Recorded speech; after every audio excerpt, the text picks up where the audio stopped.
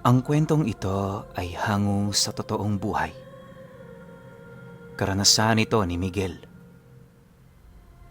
Taong 1949, Mayana, Bohol.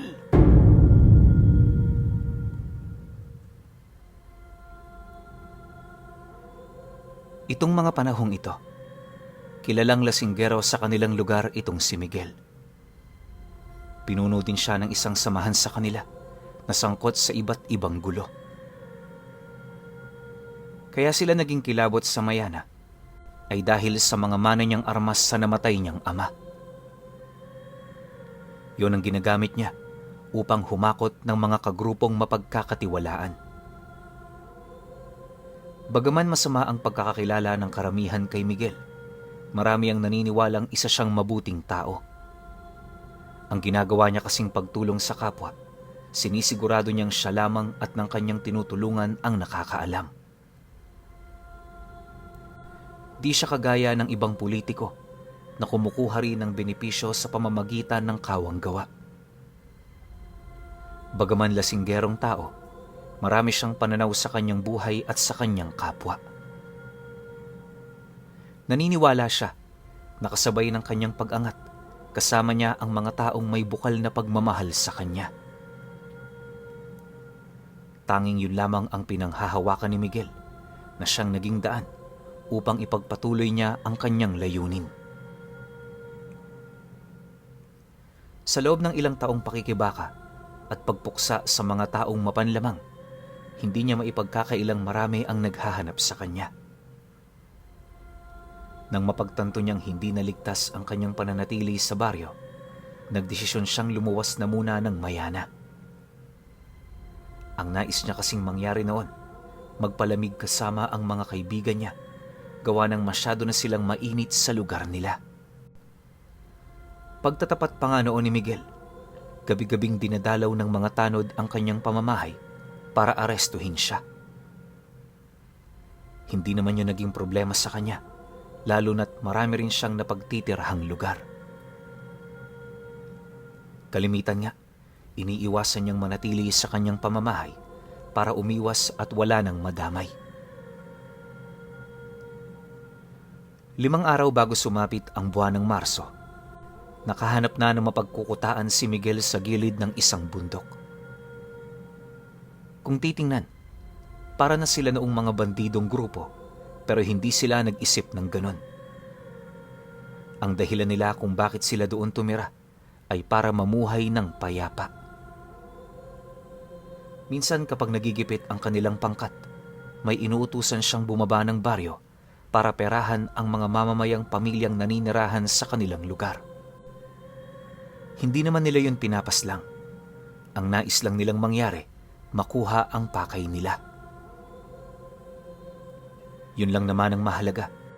Kaya sa abot ng kanilang makakaya, hindi sila bumabalik na walang dala. Bagaman mapanganib ang ginagawa ng kanyang mga kasama, hindi naman siya gaanong nag-aalala dahil alam niya sa kanyang sarili, eksperyensado na ang mga ito. Maraming beses na rin silang nakipagbakbakan, kaya subok na niya ang mga kakayahan at karga nito.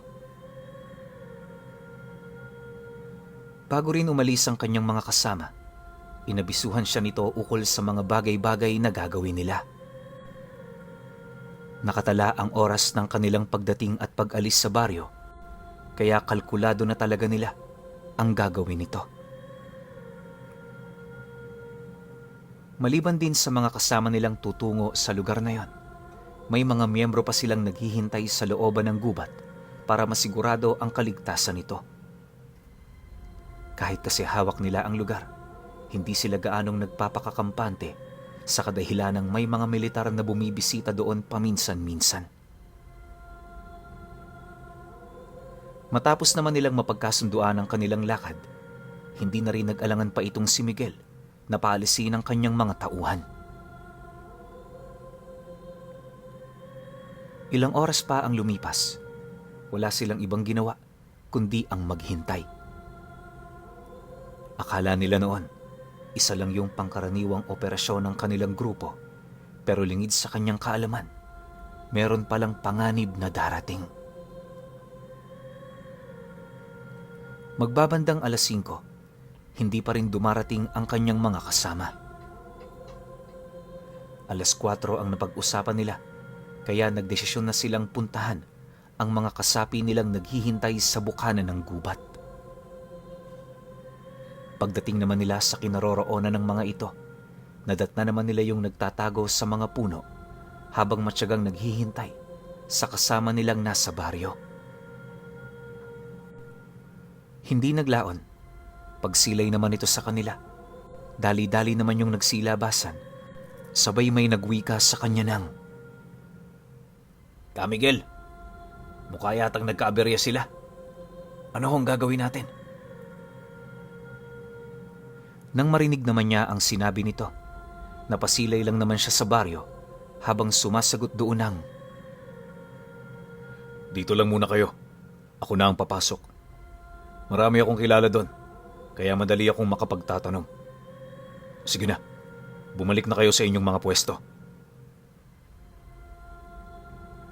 Pagkalahad naman niya ng mga katagang yon, hindi na siya nagdalawang isip na lumakad kasama ang dalawa sa mga pinagkakatiwalaan niya.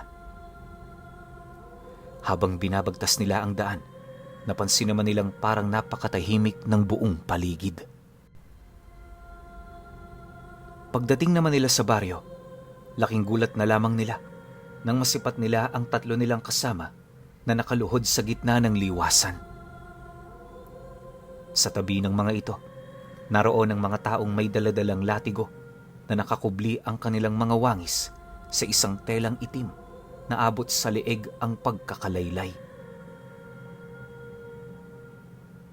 Nang masipat naman yun ni Miguel, agad naman niyang hinugot ang kanyang sandata at nung ikakasana niya, biglang hinataw ng isa sa mga ito ang kasama nilang halos hindi na makilala dahil sa dami ng dugong tumutulo sa buong katawan nito. Matapos yung gawin ng nilalang, inabisuhan sila nitong sa bawat paghakbang nila, meron yung papatayin sa mga kasama nilang yon. Pagbabanta pa nito na, sumunod sila sa mga sasabihin nito kung gusto nilang maiuwi yun ng buhay. Nabanggit din ng nilalang na kaya sila umabot sa ganoong tagpo ay dahil sa panghihimasok ng mga kasapi nila sa pamilya ng kanilang mga pinuno. Walang kapatawaran ang ginawa ng mga kasama nyo. Kung iisipin, dapat pinatay na namin sila. Pero dahil sa bigat ng kanilang kasalanan, kailangan muna namin silang parusahan. Natutuwa kami sapagkat pumunta pa kayo para makinuod. Wika nung nilalang nakausap niya. Nang marinig naman ni Miguel ang sinabi nito, dali-dali naman niyang hinugot ang kanyang armas at nung tututukan na niya ang nilalang, bigla namang bumulagta ang kasama nilang nasa pinakagilid na parte. Sa hindi malamang dahilan, may kung anong matalas na baging ang tumusok sa noo nito. Mabilis niya yung ikinamatay na siya namang ikinalungkot ng mga kasama nitong bihag. Dahil sa pangyayaring yon, doon na naglakas loob na magsalita ang bihag nung nilalang nakasagutan niya upang magawa nilang malaman ang tungkol sa mga nangyayari. Ayon dito, hindi mga pangkaraniwang nilalang ang kaharap nila.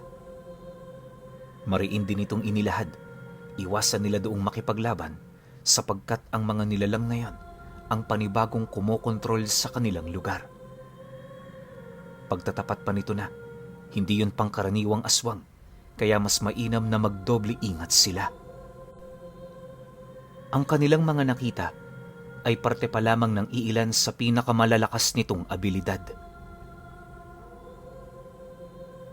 Pagkarinig naman ng kanyang kausap sa mga isinigaw nito, dali-dali naman itong inilapat sa lupa ang mga kamay nito, dahilan para dikitan yon ng hindi mabilang na mga bato.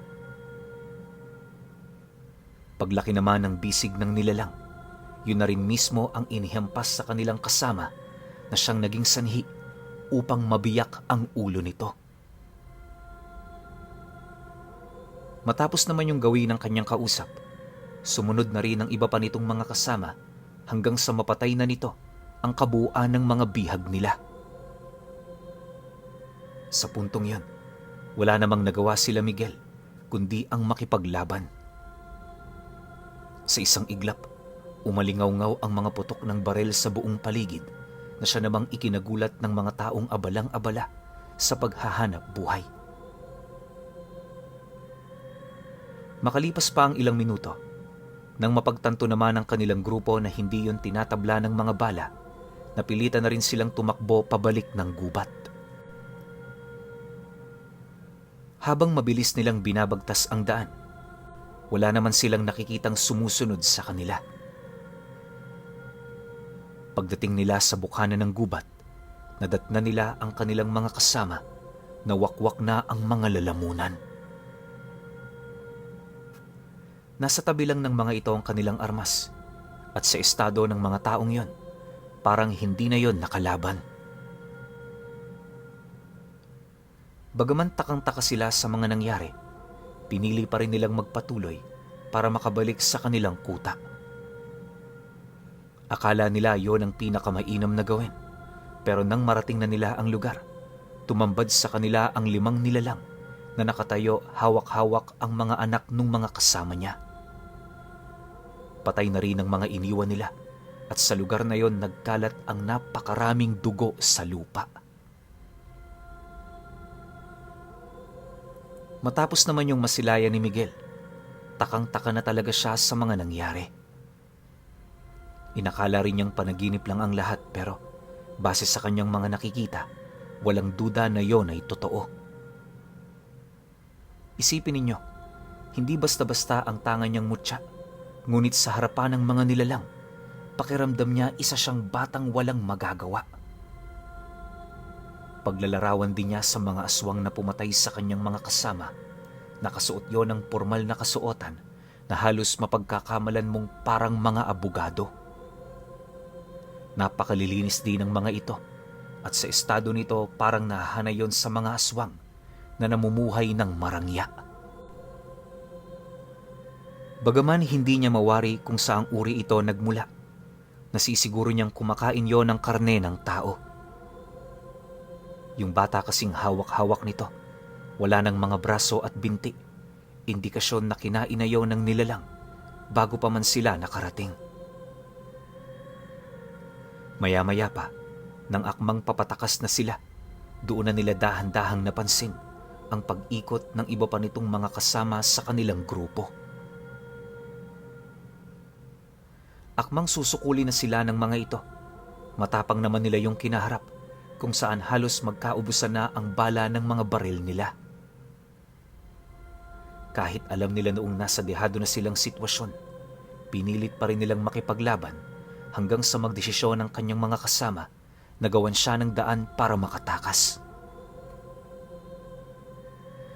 Ayaw man ito ni Miguel na gawin, sadyang alam niya sa kanyang sarili na wala na siyang pagpipilian. Pagkaraan pa ng ilang minuto, matagumpay naman siyang nakatakas ngunit ang kapalit nito ay ang pagkamatay ng kanyang mga kasama. Masakit man yun para sa kanya, nagpatuloy siya sa pag-usad sa paniniwalang babalik siya para maghigante. Sa kakatakbo at kakatakbo ni Miguel, hindi na niya namalayan kung saang lugar na siya napadpad. Basta yung nakita niya noong mga oras na yon, purong kakahuyan na. Alam niya ring malayo na siya sa baryo at kuta nila, pero hindi pa rin siya noon gaanong nagpakakampante sa paniniwalang hindi siya lulubayan ng mga nilalang na nakalaban nila. Mag-alas 9 na ng gabi, pilit niya pa ring binabagtas ang napakasukal na daan.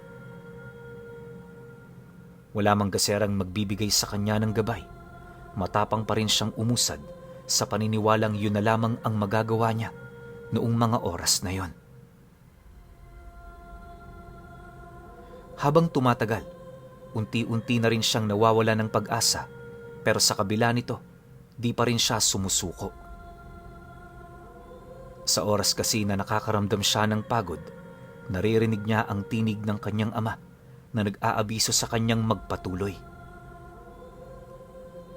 Hindi naman yun binibigo ni Miguel, sa kadahilanang itinuturing niya na yung gabay kapag nahaharap na siya sa alanganing sitwasyon.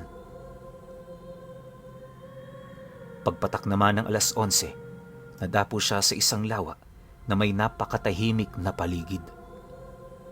Kulay berde ang tubig sa lawang yon, at kapag nasisinagan yon ng liwanag ng buwan, nagkukulay asul ito. Matapos naman niya itong masilayan, nakaramdam siya ng matinding kapanatagan, kaya imbis na lumayo pa sa lugar, minabuti niya roong manatili. Nakapagpasya na rin kasi siya na doon niya gustong mamatay at mailibing ang kanyang bangkay. Habang pinagmamasdan niya ang buong paligid, pansamantala namang napawi ang kanyang pag-aalala dahil sa laki at ganda ng mga alitaptap na nasisilayan niya. Maya-maya pa, bigla naman siyang napaatras nang may marinig siyang tinig ng isang matandang lalaki na nagsasabi ng, "Isang tabi mo ang iyong pag-aalala. Lahat ng problema meron niyang solusyon. Huwag ka lang susuko. Sa bandang huli, magtatagumpay ka." Pagsipat naman niya sa matanda, bumungad yun sa kanyang nakaupo sa pangpang ng lawa, may daladalang pamingwit. Nang magkatitigan na sila, napangiti lang naman ito habang inilalahad sa kanya na malapit na yung mga kalaban niya. Ayon sa matanda na, ilang metro na lamang ang layo nito, kaya ilang minuto mula sa oras na yon, matatagpuan na siya ng mga nilalang na nakabuntot sa kanya. Dagdag pa nito na wala na rin siyang matatakbuhan sa lugar, gawa ng sa unahang bahagi pa nito, balwarte na yon ng mga mangkukulam at mambabarang. Marami ang bagat na naghihintay doon sa kanya, kaya kung susubukan niyang umusad, hindi din naman siya magtatagal. Nang marinig naman ni Miguel ang sinabi ng matanda, lakas loob naman siyang nagtanong dito kung meron ba yung maitutulong sa kanya. Naniniwala rin kasi siyang hindi yun ordinaryo, kaya alam niyang may ibubuga din yun kahit papaano. Pagkarinig naman ito sa kanyang sinabi, bigla naman itong itinuro ang kwintas niyang tirahan ng mutya ng gabi, sabay wika ng, "Ilimos mo sa akin ang kwintas na yan. Sa ganoong paraan, may liligtas mo ang iyong buhay." Hindi mo na kailangan pag-isipan ng mga bagay na sinabi ko. Maliit siyang sakripisyo kung ikukumpara sa buhay mo. Dahil sa sinabi nito, agad namang sumang-ayon itong si Miguel. Walang sabi-sabi, mabilis naman niyang hinubad ang suot niyang mutya, at pagkakuha rito ng matanda, sakto naman ang pagdating ng mga nilalang na humahabol sa kanya. Pagsilay naman niya sa mga ito, una niyang napansin ay yung mga nanlilisik nitong mga mata. Kahit hindi niya rin yun gamitan ng diwang hiwaga, alam niya sa kanyang sarili kung gaano yun kalakas. Ang mas nabigay pa ng matinding takot para kay Miguel ay nung masipat niya ang kakaibang anyo nito. Alam naman niyang aswang ang mga nilalang na yon, pero gulat na gulat talaga siya sa mga wangis nito. Isipin ninyo, bukod sa kulay itim nitong mga balat, meron itong 4 na sungay sa noo. May 2 mahaba, tapos may 2 maikli. Balot na balot din ng kaliskis ang buong wangis nito, na siya namang nagkukubli sa kanilang mga kasarian. Kakaiba rin ang paa ng mga nilalang, gawa ng maliban sa butot balat yon, para itong paa ng pusang pinilit ituwid. May mahaba rin yung buntot, kung saan sa pinakadulo nitong bahagi may punyal na nakalaylay. Noong una, hindi niya mawari kung ano ang silbi nito, pero nang mapansin niyang kaya itong palambutin at patigasin ng mga nilalang, Doon niya napagtantong parte yon ng kanilang mga armas. Matapos naman niyang masilayan ang kabuoang anyo nito, agad namang nabaling ang kanyang atensyon sa matanda nang bigla nitong tapikin ang kanyang balat habang nagwiwika sa kanya ng, "Huwag kang mabahala. Hindi lang tayo makikipaglaban.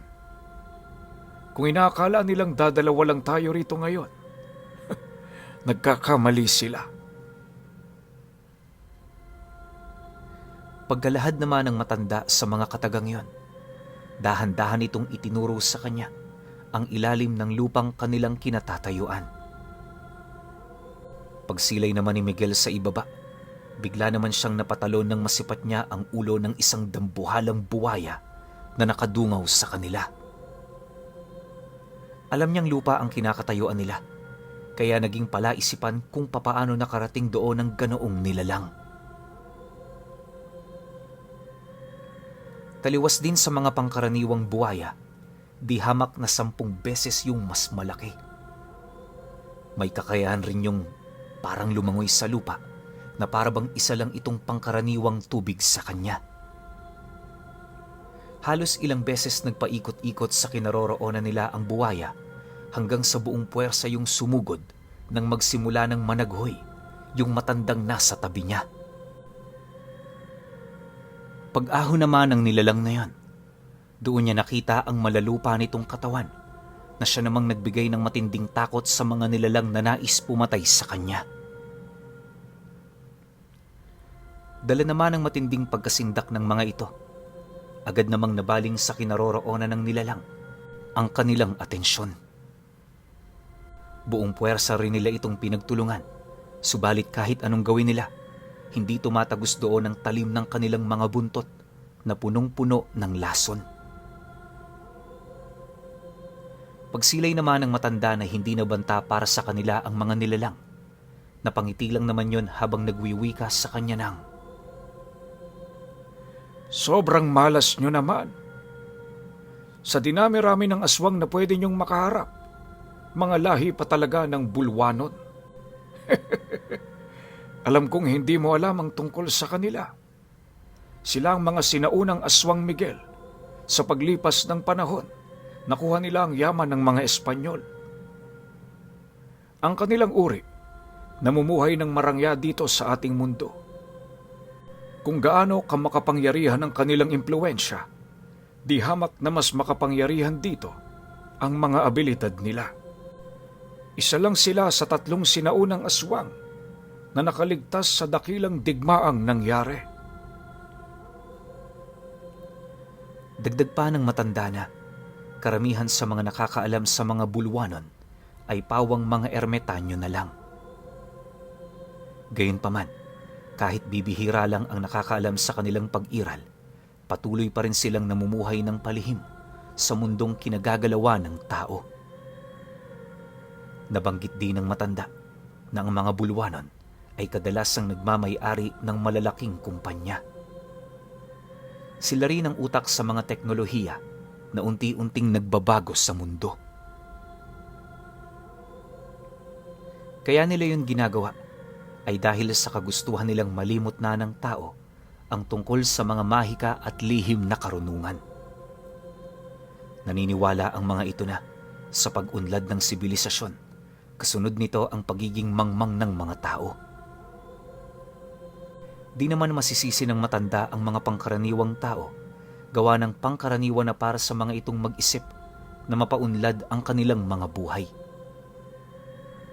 Ang hindi lang nila alam, may kaakibat na panganib ang ganoong pag-unlad. Yun din ang rason ng matanda kung bakit mas pinili niyang manirahan malayo sa baryo kaysa makisalamuha sa mga ito. Matapos naman itong makapagsalita, bigla naman itong iniabot sa kanya ang kwintas na hawak-hawak nito. Pagsilay naman doon ni Miguel, bahagya namang nanlaki ang kanyang mga mata nang mapansin niyang lumakas ng doble ang mutya ng gabing isinuko niya. Napatunayan mo ang iyong sarili. Napapanahon na para ako naman ang magbigay ng tulong sa'yo. Wika ng matanda. Pagkalahad naman ito ng mga katagang yon, bigla naman silang napatahimik nang may masipat silang bulwanon na papasugod sa kanila. Sa sobrang bilis nga nito, segundo lang ang dumaan, nakatayo na yon sa kanyang harapan.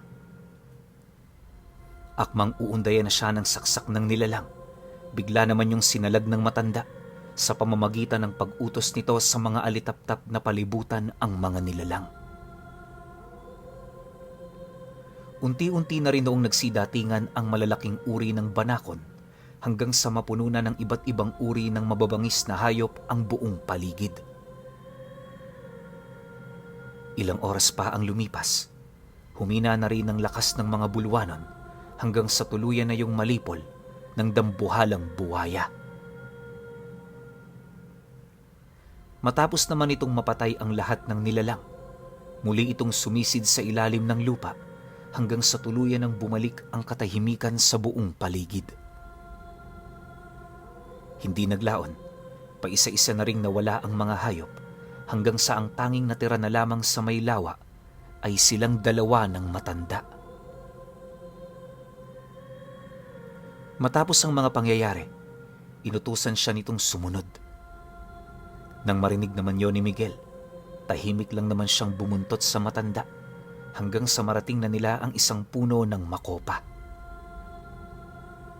Noong una, inakala niyang may titingnan lang sila doon pero paghawak nito sa katawan ng puno, laking gulat na lamang niya nang may magpakitang isang matayog na palasyo. Hindi niya mawari kung ano yon pero sa tindig ng palasyong yon, inakala niyang tahanan niyo ng isang maharlika. Ang mas nakakagulat pa sa lahat ay nung mapansin niyang kaparte ng palasyong nagpakita yung mismong lawa. Pagpasok nila sa loob, unang bumungad sa kanya ay yung rebulto ng mga kabalyero. Pasensya na kayo, pinuno. Hindi ko maaaring isiwalat ang mga pinag-usapan nila noong mga oras na yon. Masyado kasi itong sikreto, kaya hayaan yung ibahagi ko na lang ang mga nakita doon ni Miguel. Sa kanyang pagmamasid, napansin niyang napakaganda talaga ng lugar na yon. Kalimitan sa pundasyon ng palasyo, binalot ng pintang kahalintulad sa kulay ng ginto. Kakaiba rin ng mga ilaw sa loob, kalakip ng mga muebles na gawa sa purong kahoy. Pagdating naman nila sa pinakapuso ng palasyo, nasipat ni Miguel ang isang kulay berdeng itlog na halos kasing laki ng balde. Ayon sa matanda, ang itlog na yon ang nag-iisang anak nung buwayang nakita niya. Nabanggit din ito na 200 taon pa bago mapisa ang itlog. Inilahad din ito na isa lang yon sa mga mahalagang bagay na kinakailangan niyang mapanatiling sikreto at ligtas. Dagdag pa nito na ang buwayang kanyang nakita ay isa sa lahi ng malalakas na alaga ng engkantadong nakiisa sa naganap na digmaan ilang libong taon na ang nakakaraan. Naniniwala rin ng matanda na sa harapan ng buwaya, walang sino mang nilalang na nasa panig ng kaliwa ang may kakayahang pumatay dito. Malakas kasi ang kutob nito na tanging siya lamang ang nakakaalam sa kahinaan ng alaga niyang yon. Matapos naman nilang makapag-usap, isinama na siya ng matanda patungo sa isang nuno. Bago siya nito pinapasok, inabisuhan siya nitong iwasan na ang pangingialam sa mga ganoong uri ng nilalang. Mas mainam na mabuhay na lamang siya ng payapa at ibigay niya ang kanyang pagtitiwala sa mga kagaya nito. Pagkabanggit naman ng matanda sa mga katagang yon, agad naman siya nitong itinulak sa loob ng nuno. Dahil dito, bigla namang nandilim ang kanyang paningin at pagmulat niya nadatnan niya ang kanyang sarili sa ibang lugar. Noong mga panahong yun, pinuno, napakahirap pa ng komunikasyon. Kaya nanatili rin siya doon ng ilang dekada bago niya nalaman kung nasaang lugar siya. Magpahanggang sa ngayon, hindi na nakabalik ng Bohol itong si Miguel. Wala naman yung problema sa kanya dahil nagkaroon na rin siya doon ng mga taong itinuturing na niyang pamilya. Ang tanging inaalala lang din niya sa lugar ng Mayana ay yung mga aswang na may lahing Bulaunon.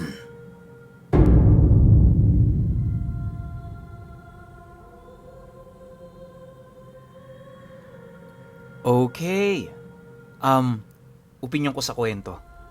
Grabing angas ng bakbaka na to, no? Isipin ninyo yung dambuhalang buwaya na yon. 'Di ba? Hindi nga pinangalanan eh. Ano kaya ang tawag doon? Engkantadong dambuhalang buwaya. Ang lupit ng manggagamot na nakausap ni Miguel o ng ermitanyo ba yon? 'Di ba? Kasi walang kahit na sinong nilalang na nasa panig ng kaliwa ang kayang pumatay doon. Isipin nyo kung gaano yun katindi. Pero syempre, alam naman natin lahat na kahit ganito kalakas to, meron pa rin kokontra dito na nasa panig ng kaliwa. Di lang siguro nabanggit dito sa kwento o baka ayaw lang sabihin ng matanda kung anong klaseng nilalang ang pwedeng tumapat dito. Kasi ganoon naman talaga, di ba? Kahit gaano kalakas, nagkakaroon pa rin talaga ng katapat. Di natin may iwasan yun. Pagpalagay mo ng sobrang lakas, walang kayang pumatay ng pisikal o kung anumang kakayahan dun sa nagtatanga ng kapangyarihan ng kanan. Ano pumapatay sa kanila? Kundi pagkatanda, lason. So meron at meron pa rin talaga. Pero itong lahi ng Bulaunon, ngayon ko lang to narinig. Grabe yung lahi nila, no? Parang sila yung nagmamanipulate ng utak ng tao para kalimutan na natin yung tungkol sa mga kwento-kwentong aswang. Galing nun. Sobrang galing nun.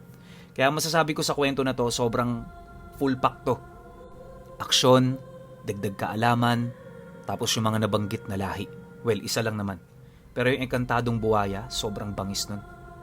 Yun, para sa akin lang naman to ha. Nagandahan ako sa kwento. Pero syempre, kayo pa rin. Kung may opinion kayo sa kwentong ito, comment nyo lang sa baba. Yun lang.